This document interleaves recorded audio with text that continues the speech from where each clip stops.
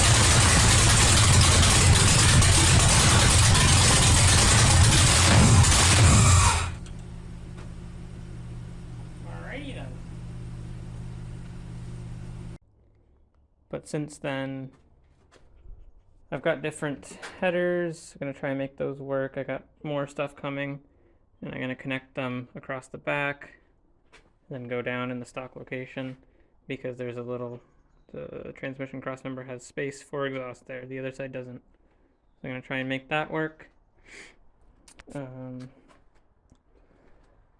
You'll see I actually had a lot of trouble getting this thing started because the LS4 timing cover is different. It has the cam sensor over here, so it won't work. I don't know if there's a way to set it up in the Holly to get it to work, but I should probably make a separate video on that because I was having a lot of trouble finding information on that. But this is off of a 2010 Silverado, and it fits the LS4 crank pulley around it, which is perfect because I need to use that one since it's low profile. I got the water pump mounted down here. I don't know if I showed that off yet, but it's electric water pump. I made little mounts for it. This hose lines up pretty good. It's not connected fully yet, but I gotta get these two essentially connected to the radiator after I get it mounted, and then I gotta get the bleeder mounted to a bottle up there. There's still lots to do. I had the oil filter mounted, but it was right where the water pump has to go, so that had to come off. So I gotta find a new home for it. The subframe warped real bad when I was welding it, and it wouldn't fit back up to the car. So you can see, I'll try and get a better angle here. It's hard to tell. Lighting's so horrible, but I had to cut it there and on the other side and drop it down about 3/4 of an inch. And you can kind of see how this was straight before and it jogs down now. And I clamped it and fastened it to my bench before welding it the second time. So it fits up now, doesn't hit anything. I just want to test fit the steering rack and everything before painting it. Gotta paint this too, but that's all gonna happen all at the same time, pretty much when everything else is done, in case I gotta make any changes again.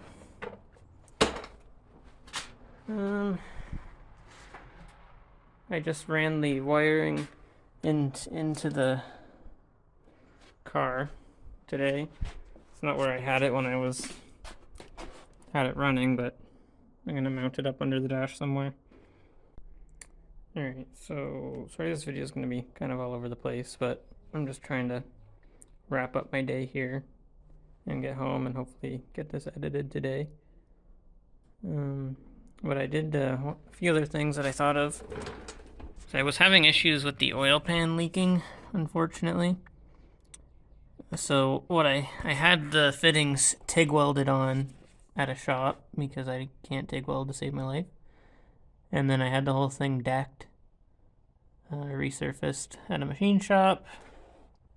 And then the material was just so porous there, you could actually see right through the pan in one spot. And I think it was leaking because it was just so porous there.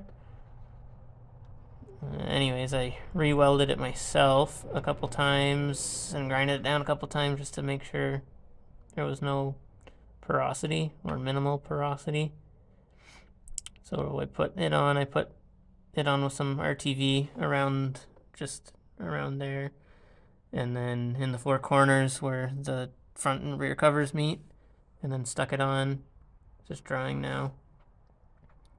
And whenever I get the oil filter remounted and get some fresh oil in this, I'll find out if it's less leaky, because it was just dripping before, but still, you can take the EJ out of the Subaru, but you can't take the Subaru out of the Subaru. I'd like it to not leak, but it's a Subaru, so who knows if you'll ever be able to get it to stop leaking. And I also added JB weld on the outside because that was the first thing I tried, actually, and it didn't work. Because I think when I bolted the pan up, it bent a little bit and then cracked the JB weld. I actually put a little bit more where the crack was today after bolting it up. But hopefully that's enough to get it to not leak. Because last time I think I was just bolting the pan on for the first time. The Holley wiring harness, I had to pull it apart slightly. It's my temporary vacuum hose. I had to pull it apart here, I believe, because normally you have your intake or your throttle body here, and a lot of stuff needs to connect to that. So I had to pull the harness apart back to that junction so that I could have the cam sensor up here. And then everything else I made another junction there for the fuel pressure sensor. I had a analog gauge and it failed. It was a cheap one off Amazon and it probably tightened it too much, but digital one was also like the same price, so that was pretty cool. Yeah, I made a junction down there, and there's so much stuff that comes up this side. Your IAC, your TPS sensor, your intake air temperature sensor, your coolant temperature sensor. I had to move this. The stock location's this cylinder head, and then that harness, everything would be over here anyways, so that would work out normally, but so I had to move move this back here, mainly because all these things share grounds right down underneath here, so you can't separate them really at all. I just ordered some gaskets for the steam ports because I got this cool deal at a scrapyard on the weekend. It's a 4-port, so I hope it fits under the LS4 intake manifold, which is going as soon as I get this thing roadworthy. It's a horrible design. It's like literally the worst LS intake manifold ever made. But I'm gonna just get the thing on the road before worrying about that, because that's gonna turn into intake manifold, fuel rails, maybe injectors. Like, I don't know. It's this will get it running and it will drive and it will make good noises, but it sucks for power. Anyways, I hope those fit underneath it, because I'd have to go back to the scrapyard and get a second one of these to put at the back, because the engine's really close to level. And from my understanding, if it's close to level, you need one front and back, but if it's on an angle, you only need it at the front. But yeah, if this fits under, that would be awesome, because it's all one piece, easy peasy.